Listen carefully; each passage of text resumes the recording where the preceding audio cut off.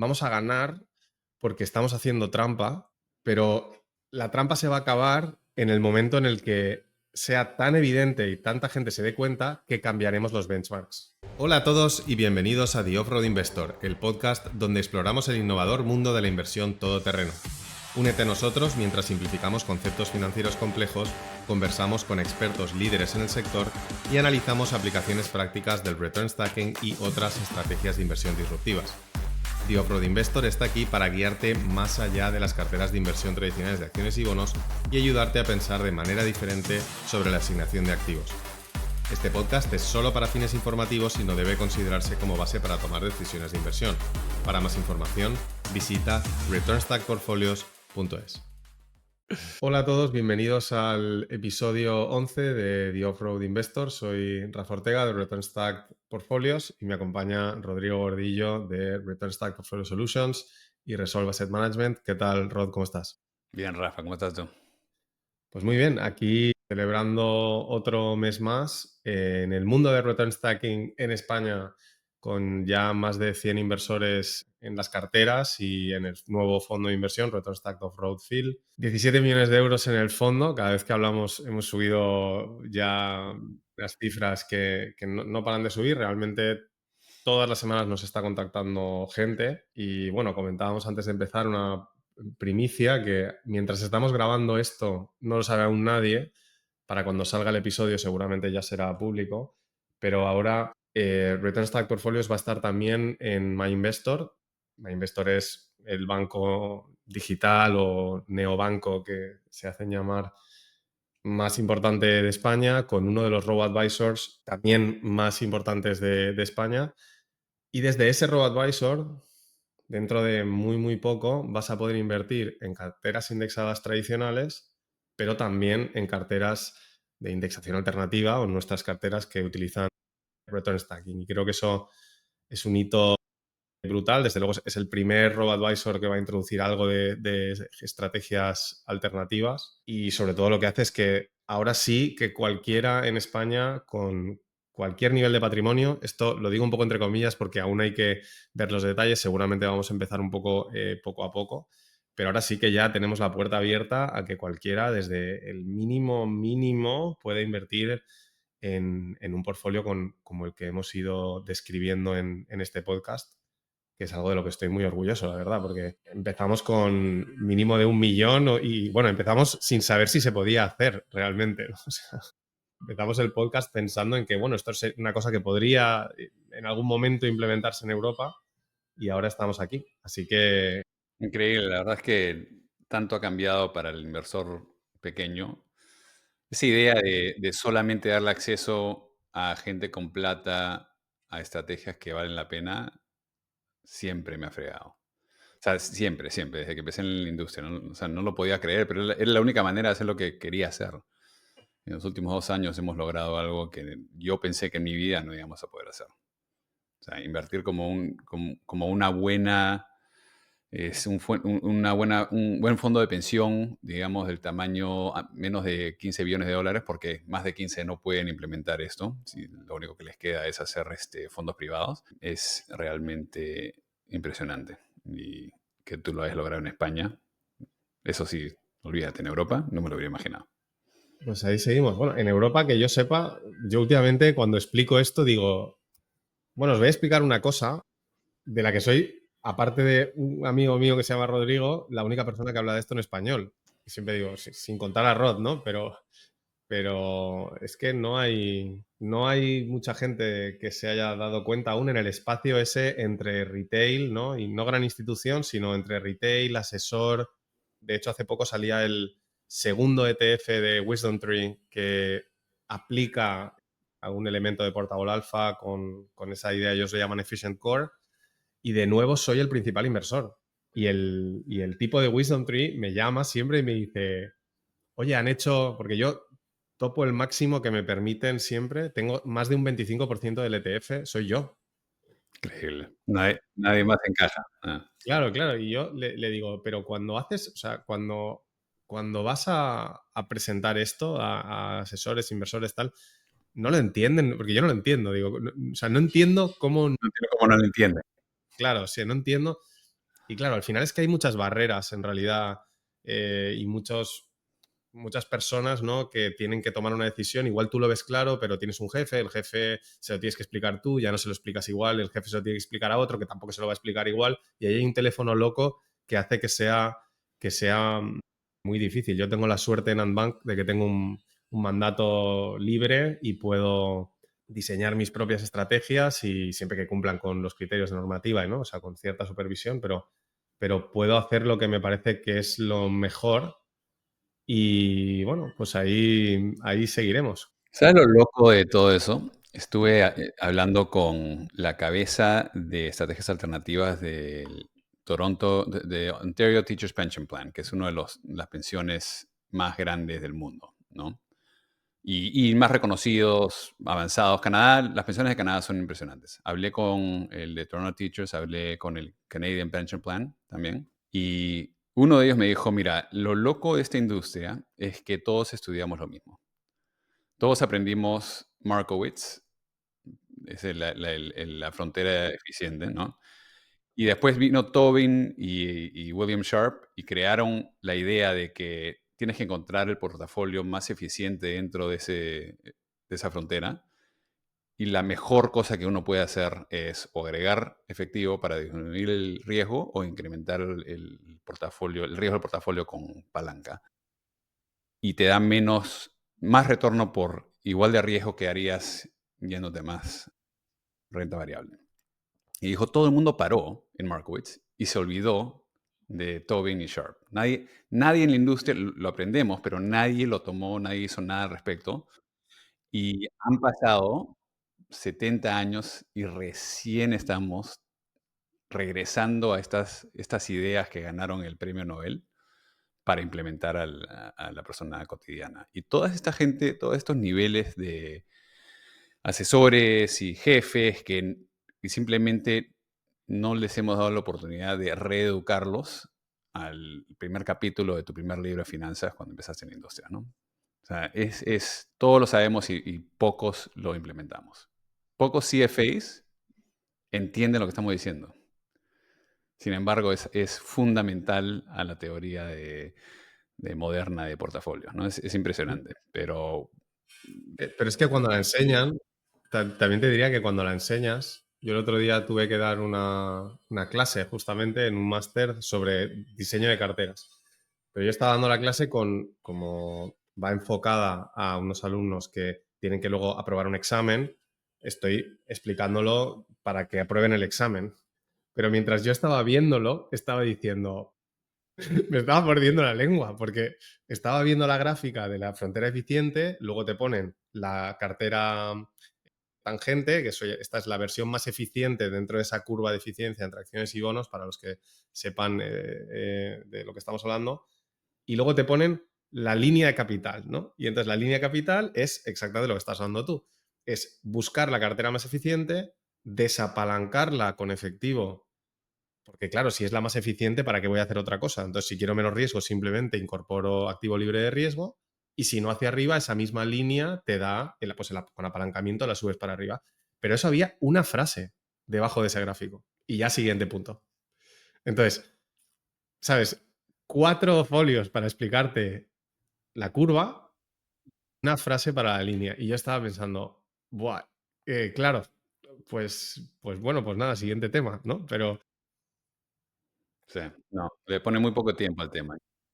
se lo sacaremos. Yo últimamente estoy en algunas presentaciones, estoy diciendo, mira, es que nosotros, ¿sabes lo que pasa? Que vamos a ganar porque estamos haciendo trampa, pero la trampa se va a acabar en el momento en el que sea tan evidente y tanta gente se dé cuenta que cambiaremos los benchmarks. Sí, Eso es lo que va a pasar. sí. Y ya está pasando, ¿ah? Ojo que nos llamó Morningstar la semana pasada y nos dijo, o sea, no sabemos en qué categoría ponerte. Y digo, bueno, ponnos en la categoría del resto de la gente que está haciendo lo que estamos haciendo y pero no le quiere contar a nadie, mañas. Nos querían poner en alto riesgo apalancado. Y dije, si haces eso, matas el negocio. Y te puedo dar una lista de 50 otros fondos que están haciendo lo mismo y no los vas a poner en esa categoría. Te lo llevaron al siguiente nivel. Me dijeron, no, es apalancado. Nos llevamos al siguiente nivel, llegamos al jefe y el jefe ya entendía lo que estábamos haciendo y dijo, pucha, sabes que la verdad es que no hay una categoría para esto, vamos a crear una categoría. Nos va a tomar hasta marzo seguro para hacerlo, entonces por mientras te vamos a poner en Asset Allocation, pero sí vamos a tener que crear una categoría o de Return Stacking o de Portable Alpha. Ya ahí empezamos va a tomar años, ¿no? Para que la gente entienda qué significa eso, pero ya ahora ahí va a ser quién hace el mejor portafolio apalancado, ¿no? Ahí empezó otro mundo. Sí, a donde yo iba es que si tú utilizas un poco de return stacking en una cartera tradicional, no en este caso el portfolio off-road, pero por ejemplo yo en el otro fondo que gestiono, que es River Patrimonio, estoy incorporando los ETFs de Efficient Core, ¿no? Entonces yo ahora mismo tengo un 15-20% de stacking. 15-20% de stacking es suficiente como para que yo ya no tenga bonos, porque los tengo con esos ETFs, y me permite meter un 15-20% de otro diversificador más que antes no tenía porque no tenía sitio para meterlo. Entonces, claro, eso se va a notar con el paso del tiempo, eso se va a notar. Tengo una fuente de retorno diversificada y tengo un 15% más de exposición que tenía antes. Pues eso irá notándose y en la medida que aparezcan nuevos vehículos que me permitan implementarlo dentro del formato UCITS, voy a incorporar más aún. Entonces, yo creo que llegará un momento que no solo estaré batiendo al índice, sino que alguien me dirá, oye, es que este índice ya no te puedes comparar con él, porque claro, ya estás haciendo una cosa un poco distinta al índice original, ¿no? Pero dado que ha tomado 70 años llegar a donde estamos, creo que tenemos bastante tiempo. Nos habremos retirado, no pasa nada, entonces. Está bien, hasta que pillen el truco, ¿no? Hasta que le pillen el truco.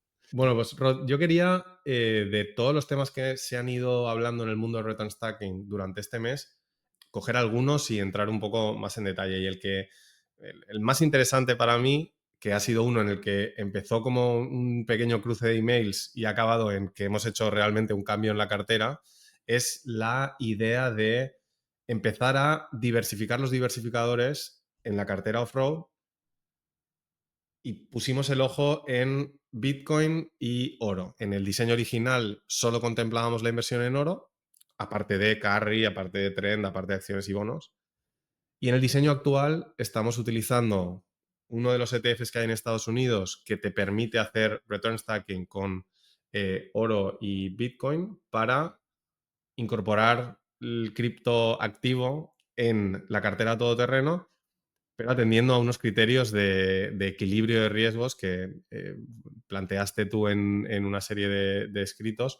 Y no sé si nos puedes contar primero de dónde viene el que se te ocurriera hacer esto y luego a partir de ahí pues lo discutimos un poco, ¿no? Yo lo he llevado hacia la cartera todoterreno, pero es algo que realmente es aplicable así en general. Sí, lo gracioso fue que esto fue a causa de hicimos un podcast con gente de la industria para Navidad. Todo el mundo tenía que traer 3 ideas. Y lo gracioso es que si escuchas el podcast, todo el mundo habló o de cripto o de oro como uno de sus ideas. Yo sabía que eso es lo que iba a pasar porque en ese momento se hablaba mucho de la devaluación de la moneda y había un debate entre si es que oro iba a ser mejor que Bitcoin. Y por supuesto siempre tienen los dos lados, ¿no? Los que siempre han querido oro dicen que Bitcoin es fraude, los que siempre han querido Bitcoin dicen que oro es del pasado, que no es tan fácil de tener para proteger tu moneda, etcétera, etcétera. Y me puse a ver, ok, obviamente los dos tienen caracteres bien similares, pero no completamente similares. Y cuando los pones uno al otro, al lado del otro, ves que Bitcoin tuvo bastante retornos cuando le va bien, cae duro, 70-75% cuando le va mal, desde el 2018. Pero si notas la dirección en la cual cuando les va bien y cuando les va mal es relativamente similar. Lo que faltaba es ponerlos al par, como siempre hablamos en el tema de todoterreno, esa idea de ecualizar los riesgos, ¿no? Entonces, si tienes una persona que está dispuesta a tomar volatilidad 80% en Bitcoin, entonces debería poder estar dispuesto a tomar volatilidad 80% en oro. Y eso se puede hacer fácilmente con futuros, ¿ya? O sea, esto de repente va a parecer un poquito agresivo, pero uno puede comprar suficientes contratos de oro con 8% de su portafolio y adquirir 5.7 veces oro para tener la misma volatilidad que un Bitcoin, ¿ya? O sea, eso es lo que tienes que apalancar oro. Y cuando haces eso, pasan dos cosas muy interesantes. Número uno, los retornos son casi iguales. Es más, oro le va mejor, un poquito mejor, pero relativamente la dirección es similar y reacciona a las mismas cosas, no al mismo tiempo, no en los mismos días, pero relativamente terminan en el mismo lugar. Y número dos, la correlación diaria entre esos dos. Esta es la diferencia entre correlación y lo que llamamos tendencias o drift. No sé cómo se dice eso en castellano. Calculan una tendencia. O sea, que dos cosas pueden estar subiendo al mismo tiempo, pero que se estén moviendo de diferentes maneras, que vibran de diferentes maneras. Lo interesante es que la correlación entre oro y Bitcoin es cero, ¿no? Entonces, si regresamos a uno de los primeros artículos que escribí en mi carrera, que era el demonio de Shannon, Shannon's Demon, que hablaba de que si tú encuentras dos acciones que tienen correlación, poca correlación, alta volatilidad y pierden plata, si los puedes rebalancear a lo diario, creas un portafolio que hace plata, ¿no? Por este rebalancing premium, lo que te da el rebalanceo constante, ¿ya? Pero tienen que haber esas condiciones, o sea, alta volatilidad y poca correlación. Y cuando agarras un portafolio de 5.7 oro y 100% o 50% Bitcoin y digamos 2.3 oro, que ya ese es y lo rebalanceas todos los días, creas, no me acuerdo cuánto, no sé si lo tienes a la mano, ¿ya? Pero el retorno del portafolio es significantemente más alto que no rebalancear los dos. Sí, lo tengo por aquí. Es Bitcoin en el periodo entre el año 18 y diciembre del 24 da un 17% de rentabilidad. Oro con la volatilidad de Bitcoin da un 29% de rentabilidad, volatilidad de un 80%. Si los juntas, o sea, una paridad de riesgos entre Bitcoin y oro con volatilidad de Bitcoin, tiene un 42% de retorno y un 60% de volatilidad y una pérdida máxima de un 68% en vez del 80-90% que tendrían los otros. O sea que hay muy claramente un salto en cuanto a ratio de Sharpe y unos retornos que son escandalosos. Eso sí, pérdidas máximas del 70%, volatilidad un 60%. O sea, esto no es ninguna panacea de inversión, pero desde luego es llamativo, porque a mí nunca se me hubiera, o sea, no caí en decir, claro, coge oro y apaláncalo para hacer una comparación más legal, ¿no? Y lo interesante es que obviamente yo no voy a agarrar y poner mi plata no voy a apalancar oro 5.7 para estar, no. Pero el debate, tenemos que comparar manzanas con manzanas y tenemos que ver si no tenemos con certidumbre algo en lo que invertir por temas de evaluación de moneda, pero tenemos una idea que de repente puede ser Bitcoin, de repente puede ser oro. O sea, ¿cómo hacemos para decir, bueno, uno de ellos dos nos va a ir bien, vamos a hacer los dos? En términos de cómo usar esto en un portafolio donde no estás tomando 80% de volatilidad, la idea es, ¿cuál es el ratio entre oro y Bitcoin, en el cual te da una cartera balanceada en contra de la variación de moneda y termina siendo 18% Bitcoin, 82% oro, algo por el estilo, ¿no? Más o menos así de cerca. Entonces, ahí puedes empezar a decir que así, si voy a agarrar 10% de mi portafolio para eso, ¿cuánto le doy a Bitcoin? Le das 1.8 y le das 8.2 y ahí tienes tu anti-devaluación de moneda en tu cartera. De esa manera lo puedes pensar. Y de hecho, el resultado de hacer esto, lo tengo aquí también, comparado con el oro en este periodo dio una rentabilidad de un 9,9% y esta cartera Risk Parity Bitcoin más oro con las proporciones que acabas de decir, un 16% con una volatilidad de un 19 frente a un 15 de la del oro. Entonces se mueve más o menos en ese rango, aumenta un pelín el máximo drawdown, pero bueno, es un salto de... A comparación de oro, sí. Exacto, en comparación con oro, claro. Y es una pieza que obviamente es interesante porque siempre decimos que es el siguiente diversificador. ¿Qué es lo que quieres? ¿Quieres algún motivo por el que piense que el retorno va a ser positivo? Quiero que la correlación frente a acciones y bonos sea baja y quiero que la correlación frente al resto de otros diversificadores que he escogido antes también sea baja. Entonces, claro, la realidad es que cumple con todas esas cosas Bitcoin. Y además, si necesitas tan poquito espacio, ¿no? Pues de repente es interesante porque tampoco haces un cambio, o sea, tampoco es un cambio tan dramático. Yo continué un poco tu estudio y dije, oye, ¿y qué pasa si al diseño de cartera todoterreno estándar que teníamos le sustituimos el peso que teníamos en oro por esta nueva combinación? Y mejora aún más. O sea, si ya estaba bien la cartera, pues en este dato mejora aún más. Y claro, como ya es una parte más pequeña, ese aumento de volatilidad es prácticamente imperceptible porque estamos hablando de unos pocos puntos. El ratio de Sharp mejoraba bastante significativamente y creo que es sencillamente porque te da oportunidades de rebalanceo. Claro, una cosa que es tan volátil tampoco necesitas tanta como para que puedas decir, vale, pues ahora se vuelve a comprar, se vuelve a vender, ahora se vuelve a comprar, se vuelve a vender. Y de hecho, esto ha terminado en que no solo lo hemos incorporado en la cartera off-road, sino que yo también lo he incorporado en River Patrimonio porque he encontrado la forma de encontrar un ETN, UCITS, con el que también se podía hacer algo parecido, no con stacking. Pero fíjate que yo en River Patrimonio invertía en oro y luego tenía una cesta de compañías de royalties, que básicamente son un tipo de compañías que te dan una especie de... Te dan una exposición apalancada al precio del oro porque es un híbrido entre equities y oro, ¿no? Pero claro, necesitaba darle un 5 o 6% de la cartera para conseguir ese efecto de que como no tengo tanto espacio, no puedo tener mucho oro, pero quiero que cuando el oro brille me suba, ¿no? Y entonces de repente ha sido, bueno, no estoy haciendo stacking, pero puedo quitar un 5 o 6% de compañías de royalties, poner un 1, muy poco de Bitcoin, subir un poco el peso del oro, estoy igual y he liberado un 4% de la cartera. Y entonces sí que estoy haciendo return stacking, pero al revés, ¿no? O sea, estoy optimizando mi diseño.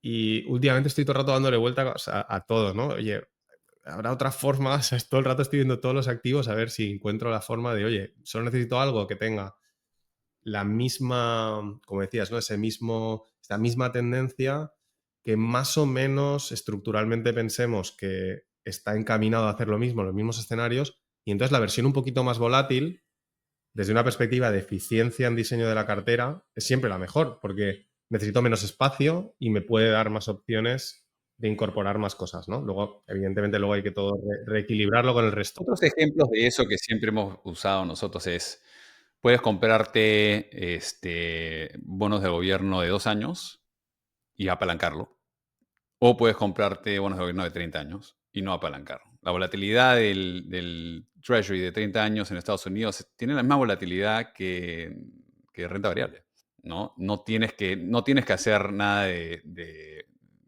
palanca a bonos si es que haces eso. Ahora pierdes la diversificación de tener exposición a 2 años, 5 años, 10 años, etcétera. Pero la idea está ahí, ¿no? Pues si puedes encontrar cosas que son afectadas de la misma manera, de cosas no apalancadas para crear eficiencia en tu portafolio, entonces es mejor tener el de 30 años si no puedes usar palanca que solamente usar el de 2 años o una serie diversificada entre 2 y 30 años, ¿no? Y la otra era, que usábamos en el pasado, era si quieres palanca en los mercados, entonces te compras small cap, ¿no?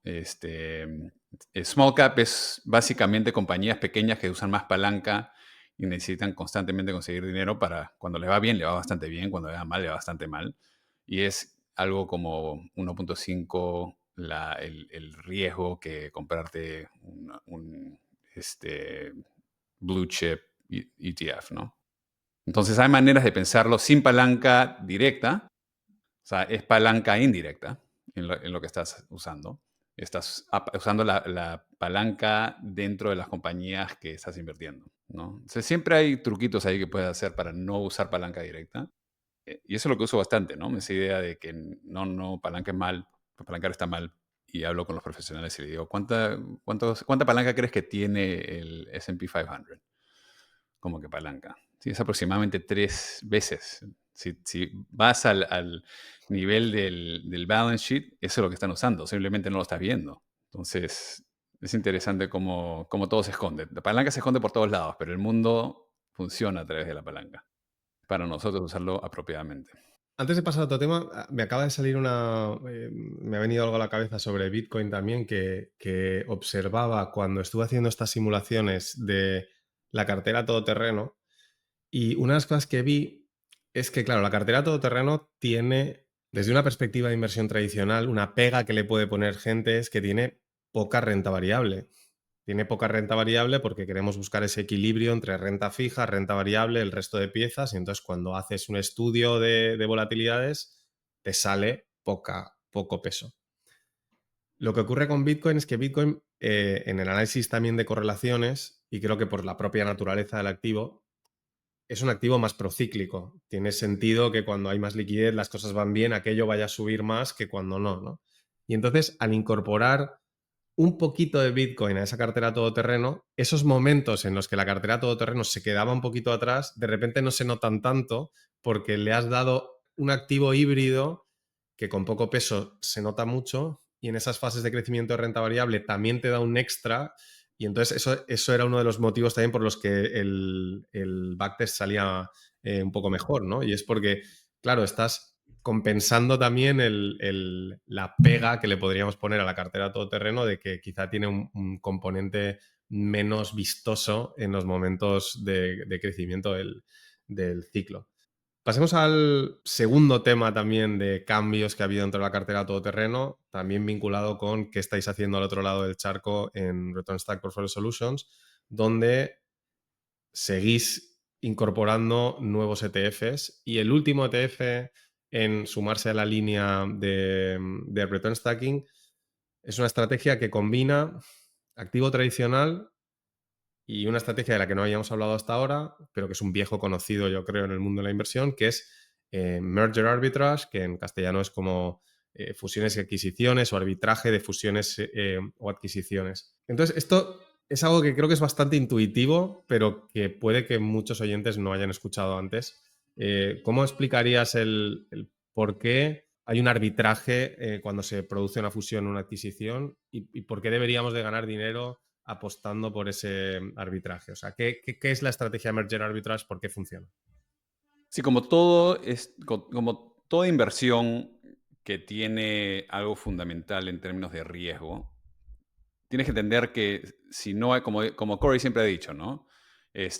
Si no hay riesgo, no hay premio, ¿no?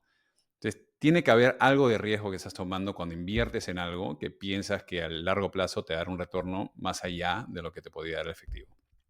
Y en este caso, que es merger arbitrage, es cuando una compañía grande decide comprar una compañía más pequeña o del mismo tamaño. O sea, cuando una compañía quiere comprar la otra compañía, normalmente la mayoría de estos se hacen con cash. O sea, van a comprar todas las acciones de la compañía que quieren adquirir. Y en el momento que eso se anuncia, digamos que la compañía esté a 40 y anuncian que lo van a comprar a 50, uno pensaría que el precio de esa compañía sube de 40 a 50 inmediatamente, pero nunca pasa eso. Siempre sube un poco, pero no completamente. Hay una cantidad de precio que todavía falta, porque nada pasa en ese momento, toman meses hacerlo.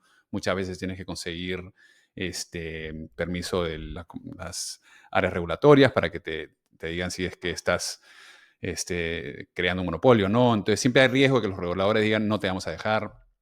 Después hay riesgo de que las negociaciones se vayan al diablo en el camino.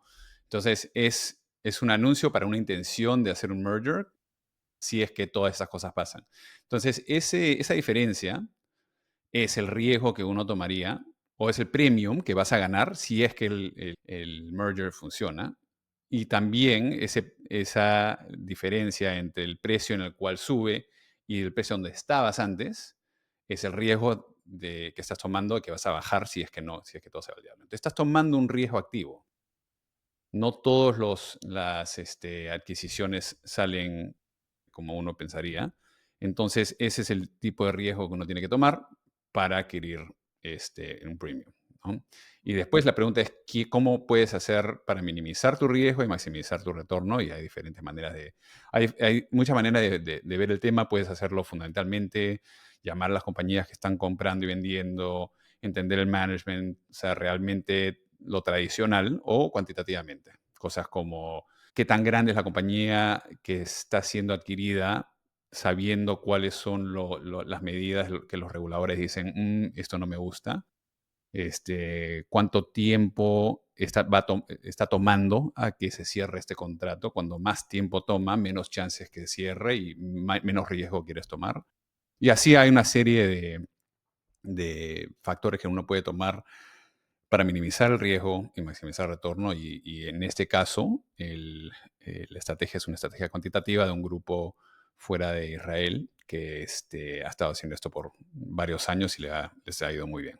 Una cosa, Rod, una de las preguntas que me han hecho a mí últimamente, bueno, hay dos. Una es que la gente dice, bueno, pero ¿y qué pasa si no hay procesos de fusiones o adquisiciones, ¿no? Y claro, una búsqueda en Google, hay cientos de procesos de fusiones y adquisiciones al año, pero claro, no todos aparecen en prensa, no todos son esos casos tan sonados que están en las principales compañías. Entonces, pues bueno, alguien que no lo ha mirado podría pensar que habría momentos en los que ni siquiera hay opciones, ¿no? Pero sí que hay, y además hay suficientes como para tener diversificación. O sea, no estás apostando muy fuerte a ninguno de...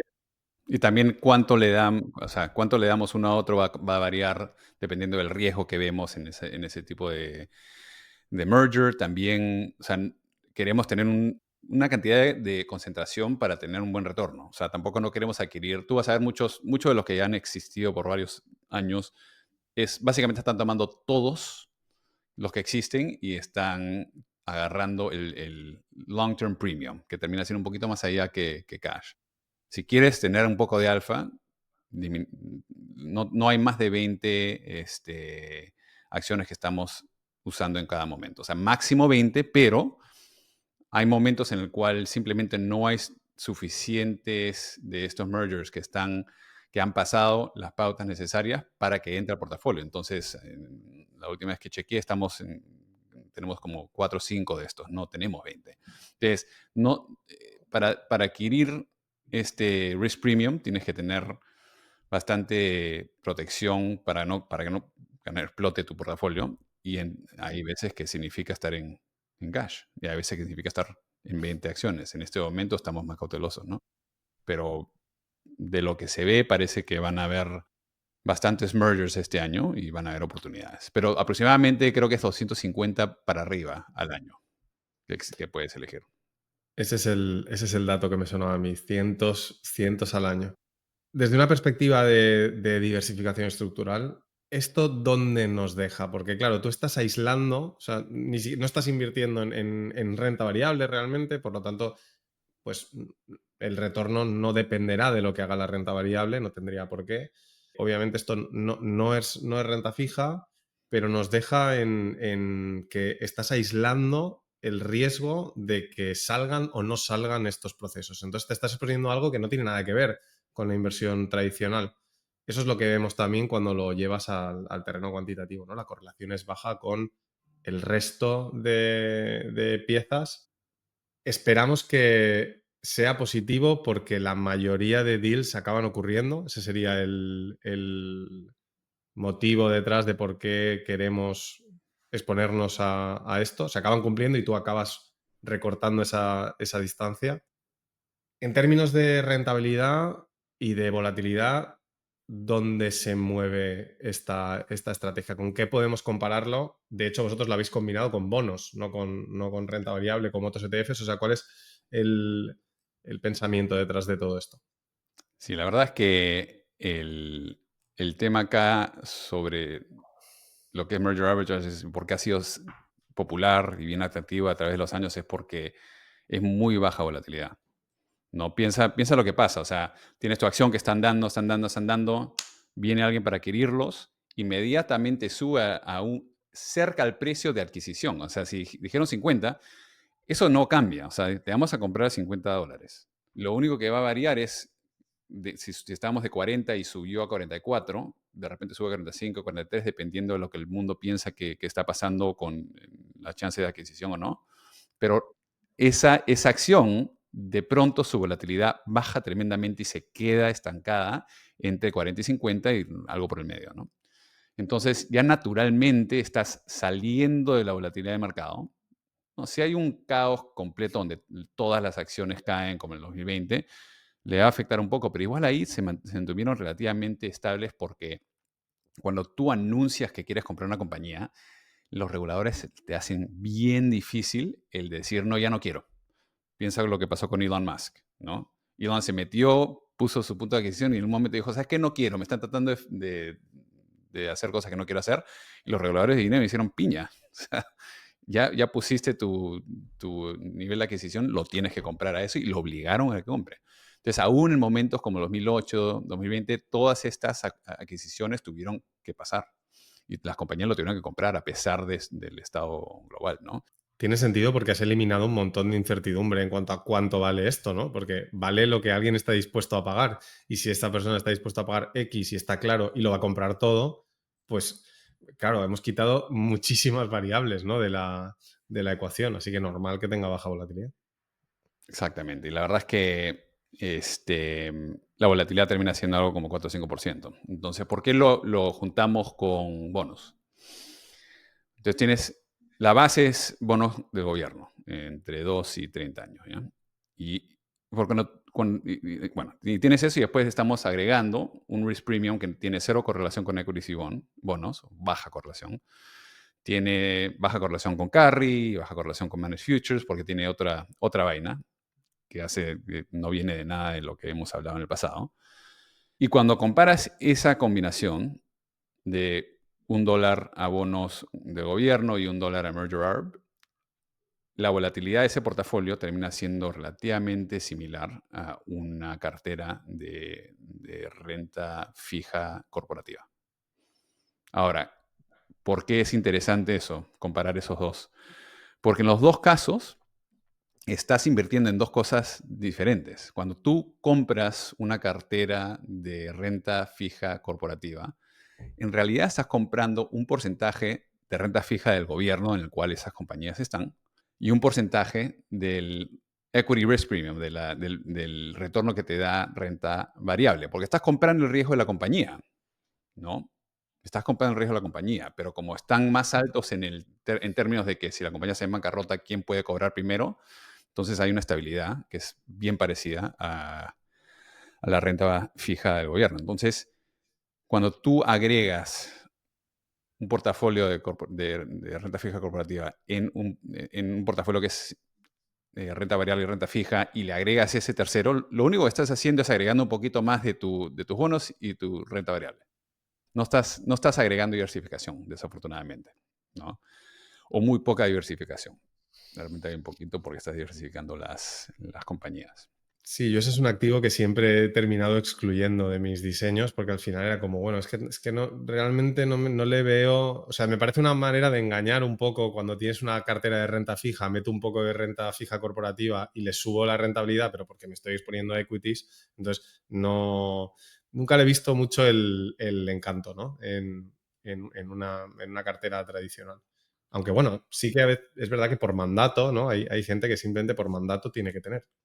Mira, cuando entonces estás en una situación y dices, ya tengo bastante de esto en mi cartera, ¿cómo, si lo reemplazo con qué? Lo puedes reemplazar con cualquier cosa, pero uno de ellos que terminas teniendo la volatilidad adecuada para cuando haces stacking, tienes lo mismo que una cartera de renta fija corporativa, termina siendo lo ideal. Entonces es fácil para que alguien venda sus acciones corporativas y compre esto y que tenga algo mucho más estable. O sea, si tú ves qué le pasó en 2020 a la renta corporativa, cayó fuerte, cayó bastante fuerte. En 2008, noviembre de 2008 también pasó lo mismo.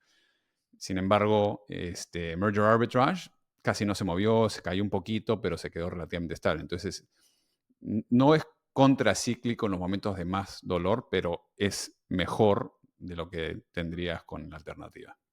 Entonces es un buen reemplazo, me parece a mí. Y yo también lo veo como directamente un reemplazo de renta fija. O sea, quitar un poco de renta fija y poner renta fija más merger arbitrage está interesante porque la volatilidad es parecida, ya tienes un poco más de diversificación, hay un motivo por el cual pensar que tu ratio de SAR va a ser un poquito mejor.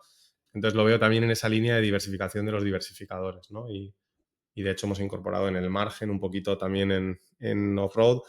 Es verdad que una cantidad muy pequeña que hemos usado para que los números nos cuadren un poco el hecho de que en el fondo estemos utilizando los ETFs, pues estamos limitados a las parejas que hay de baile actuales y luego está lo que queremos hacer, entonces hay que hacer un poco de equilibrio. Pero bueno, creo que ha quedado claro. Igualmente, rescatando el tema anterior, hay un artículo sobre Bitcoin y oro que si entráis en returnstackportfolios.es en la parte de investigación veréis que hay un artículo donde vemos los datos que estábamos hablando Rodrigo y yo.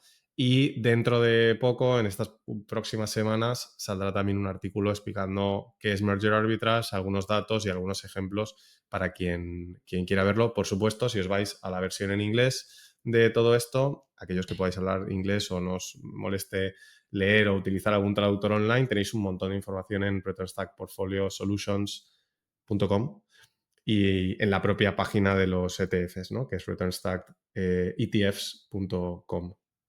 Otro tema que quería hablar hoy, quizá con esto vamos a ir cerrando, es el de qué podría irnos mal, ¿no? Porque, claro, nosotros somos muy optimistas y obviamente nos gusta mucho este diseño de cartera todoterreno y tenemos muy claro el porqué. En los primeros 5 episodios hicimos una masterclass del porqué de todo esto, porque no está parecía tan claro, pero no siempre funciona mejor que la solución tradicional, ¿no? Y de hecho, te comentaba antes de empezar que algunos compañeros que han lanzado productos que también están un poco con esta filosofía han arrancado en un periodo con resultados un poco planos y eso de repente incita a dudas. Yo creo que el principal problema de la inversión todoterreno es el tracking error. Es que va a haber momentos en el que estamos haciendo algo tan diferente realmente, y por eso el podcast se llama Off-Road, y cuando ocurra esto a todo el mundo le señalaré al título del podcast y diré, oye, es que esto era el podcast Off-Road, no,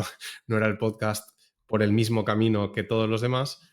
Cuando pase esto, a veces te puede pasar para bien, ¿no? Pero a veces la diversificación, como has dicho tú alguna vez, funciona aunque no quieras que lo haga y te puede llevar a retornos diferentes. Y aunque en el largo plazo tú pienses que esto es la solución o que va a ser mejor, a corto plazo puede ser difícil emocionalmente estar invertido. Yo creo que hemos tenido también un poco de suerte con que este primer año de carteras haya sido un año con resultados muy buenos, en los que se ha igualado prácticamente la rentabilidad del mejor activo, que en este año ha sido, bueno, ha sido una combinación de renta variable y oro, pero podría haber sido perfectamente diferente, ¿no? Creo que cuando ves esas gráficas que ponemos de tan largo plazo en las que la cartera off-road pasa por varias crisis y ahí es donde se genera casi toda la ventaja frente a la inversión tradicional, es muy fácil decir, ah, sí, claro, la línea azul esta que no para de subir tranquilamente es la que más me gusta, pero si haces zoom,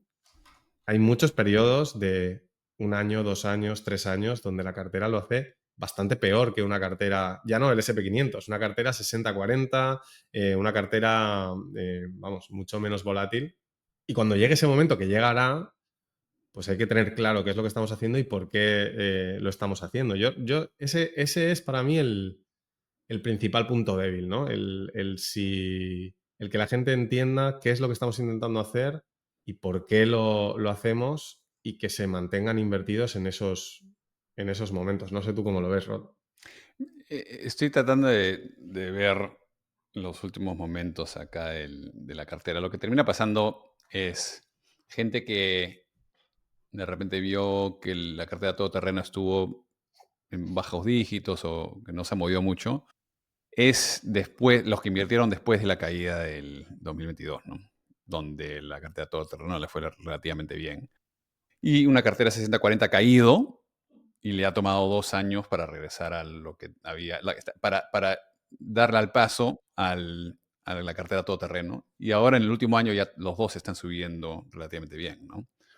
Mucho de esto es cuando tienes, como regresando al tema de los pistones, cuando tienes dos de los cuatro pistones cayendo fuerte y los otros subiendo fuerte, después hay un momento de equilibrio en el cual están bajando los que subieron y subiendo lo que bajaron para regresar a ponerse al día y trabajar independientemente, ¿no? Entonces van a haber un momento en el cual no hay mucho avance versus algo que ha caído. Si tienes un pistón de dos, que los dos cayeron fuerte y los dos subieron al mismo tiempo y tienes 3 años en los cuales 2 de los 3 años se ven retornos positivos, pero obviamente si has caído 35% y después tuviste un año de 15% y un año de 15%, todavía no has llegado a break-even, no has llegado al mismo nivel donde estabas antes. ¿no? Entonces se ve 2 de los 3 años muy fuertes para el de 2 pistones, pero el primer año fue tan duro que todavía no hemos llegado a nada. Y después en el otro tienes 4 pistones que 2 subieron, 2 bajaron y 2 están equilibrando y no pasó nada. Y se ve que en los últimos 3 años hiciste 0, 2%, 3%. ¿Qué está pasando? ¿Para qué voy a invertir en algo así? Bueno, en momentos de crisis eso va a pasar bastante. Normalmente la realidad es que, estoy hablando de 4 pistones, sabemos que tenemos mucho más, pero generalmente uno espera que 3 de los 4 pistones estén subiendo. Y eso en años normales, eso es lo que termina pasando y termina creando este portafolio que es muy bueno, especialmente si lo apalancas al nivel que quieres. Pero van a haber momentos en el cual 2 y de repente momentáneamente, de repente 3 están cayendo de los 4, ¿no? Pero no todos al mismo tiempo, siempre. Hay un poquito de protección. Entonces hay que tener eso en cuenta. La idea es que al final de todo esto, ¿qué es mejor para el inversor? ¿Tener 4 pistones o tener 2? Y la realidad es que tener 4, 5, 6, 7 es mejor que tener 2. Y siempre la siguiente pregunta, para el próximo periodo, o sea, porque para el próximo periodo la pregunta es la misma. ¿Qué es lo que lo va a hacer mejor? No lo sabes. No lo sabes. Entonces, ¿qué es lo que tiene más sentido? El tema, yo creo, con la inversión todoterreno es que es lo que más sentido tiene antes de empezar. Después, lo que más sentido tenía es siempre otra cosa. O sea, siempre con los datos en la mano, a posteriori, siempre hay otra cosa que es lo que lo hubiera hecho mejor. Pero es la respuesta óptima cuando no sabes nada. Chris Schindler me dijo la vez pasada, yo siempre hablo de esta idea de todoterreno, de cuál es el portafolio que quiero de acá a 10 años. Que estoy seguro que voy a querer tener por 10 años, que me voy a despertar y pasaron 10 años, prefiero este portafolio todoterreno o un portafolio del mercado americano. Y ahorita todo el mundo dice, pucha, que el mercado americano, por supuesto, se siente buenísimo, pero se olvidan de que del 2000 al 2010 no hicieron retornos, ¿no? Entonces, ¿y por qué es que un portafolio tradicional de 60-40 no le fue tan mal? Es porque los bonos le fue mejor, hicieron retornos positivos durante el 2000 al 2010. Fue por los bonos que valió la pena invertir y el rebalanceo que valió la pena invertir en un 60-40. Ahora estamos llegando a un punto como los 70s, en el cual un portafolio 60-40, porque en temas de, habieron bastantes choques de inflación en los 70s, no le fue bien a renta fija ni renta variable. En términos reales hiciste cero retorno en el 60-40. Estamos entrando a algo así. O sea, si te pones a pensar en términos de dólares reales, ¿qué tal le fue al 60-40 en los últimos 3 años? O sea, no sé si ni siquiera hemos recuperado, ¿ya?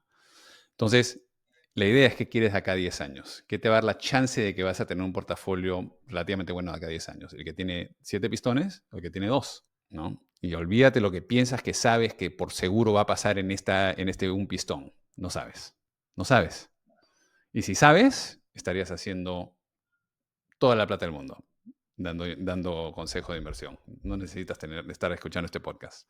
Yo creo que lo que pasa, que también es razonable, es que si tú ves una simulación de largo plazo, ¿no? Y vemos, oye, es que la cartera todoterreno acaba batiendo al mercado porque tiene, en las últimas, ahí tenemos alguna simulación en la que da un 15% de retorno anualizado, la versión con máxima volatilidad, por supuesto, y el SP500 da un 10%. Pero claro, eso es en una media de 20 años. En una media de 20 años que recoge varias crisis gordas, porque si hacemos el anualizado de 5 años o el anualizado de 2 años, dependiendo de dónde te coja, a veces el SP500 te da un 15, un 16%. Claro, en ese momento difícilmente esta cartera te va a estar dando esa rentabilidad. Esta rentabilidad, la cartera todoterreno te la da si le das tiempo a capitalizar lo suficiente y además ocurren suficientes crisis, porque hay algunas crisis en las que la cartera todoterreno de hecho sale reforzada porque toda esa parte alternativa que tenemos en la cartera capitaliza, especialmente Trend, puede ser Carry también, te generan retornos cuando la renta variable, que es lo que tira del motor, obviamente si solo tienes renta variable, pero también en una cartera 60-40, cuando el motor de la renta variable se atora, es que no tienes nada más ahí para tirar. Entonces, bueno, creo que también quiero hacer como una especie de presentación de, oye, estos son los resultados de largo plazo y ahora vamos a verlos por periodos de 5 años, por periodos de 10 años, en distintos periodos para hacerte una idea de cómo se puede sentir, ¿no? Porque sí que me preocupa un poco que la gente piense que porque el año pasado hubo un 22% de rentabilidad, pues que esto va a ser la norma, ¿no? Y que todos los años que el S&P 500 lo haga muy bien, tú vas a ganar, y como eres todoterreno, además, cuando lo haga muy mal, también vas a ganar y que no se puede perder, ¿no? Hay periodos en las simulaciones que compartimos donde los mercados tradicionales no les está pasando nada y la cartera todoterreno está en un drawdown. Eso también, también puede pasar. Además de lo que ya hemos comentado muchas veces del tema de la volatilidad, ¿no? Esa idea de que las carteras tradicionales casi nunca te dan la volatilidad media. En las fases en las que ganas mucho dinero tienen menos volatilidad. Cuando se manifiesta la volatilidad es cuando llegas a ese 10%, ¿no? Ahora la media es un 15% porque no ha habido un gran shock. Cuando llegue el gran shock, caerá, iremos a esos resultados medios. Necesitas el ciclo económico completo para ver la ventaja del todoterreno. Obviamente, si solo vamos por pista por autopista, pues todoterreno no le va a pasar nada, pero no es el camino óptimo, ¿no? Claro, mira, yo diría, al final, cuando estamos hablando de diferentes capas de inversión, los diferentes pistones, ¿ya? Los diferentes pistones, la pregunta siempre es, pucha, si yo tengo un pistón nomás, ¿ya? Y ese pistón es equities, ese carro va a ir más rápido que yo estaría caminando, ¿no? Digamos, caminar es el equivalente a estar en efectivo. O sea, creo que este mundo de invertir en compañías que están tratando de crear nueva innovación y están empujando para crear eficiencias, van a tener un retorno más allá de efectivo. En términos del todoterreno, vas a tener un carro que va a avanzar más rápido, a pesar de que a veces se atora, que yo estar caminando. Sí, creo que ese pistón de equities a largo plazo va a ir más rápido que caminar. Lo mismo pienso de renta fija, perdón, ¿no? Que tiene, si uno estás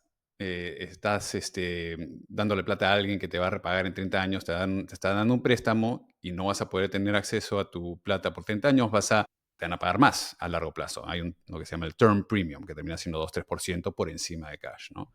Y después la pregunta es, ¿y el resto? Todo lo que me estás hablando de merger arbitrage, de carry, de trend following. O sea, no sé si vas a poder ir más rápido que yo, si yo camine solo. Y la verdad es que tenemos acá la historia. Acá lo que normalmente se demuestra acá es que tienes diferentes sectores. Tenemos treasuries americanos, tenemos oro, tenemos trend following, tenemos macro, carry, market neutral, relative value, event driven, o sea, todas diferentes estrategias. Estos son los retornos actuales del 2004 al 2024 de este tipo de diferentes riesgos que puedes tomar, diferentes pistones. La línea roja es lo que hizo, el retorno que te dio efectivo.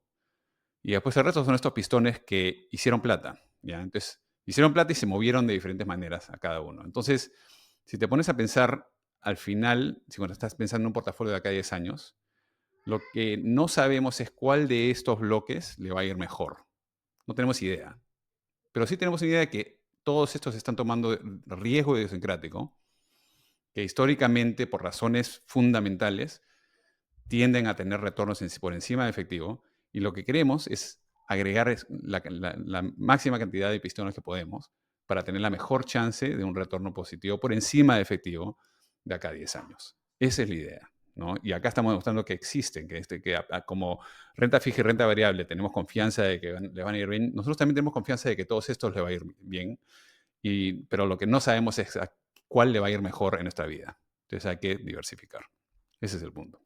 De hecho, hay una diapositiva que va un poco aquí después, ¿no? Que es, creo que al pasar el documento aquí se ha perdido un poco el detalle, pero bueno, la idea es que si tú tienes una inversión en un activo tradicional, lo tradicional sería, si quieres batir al mercado, ver de qué forma intento yo encontrar qué manager, qué estrategia, cómo hago yo para hacer una selección dentro del activo tradicional para intentar batir al mercado.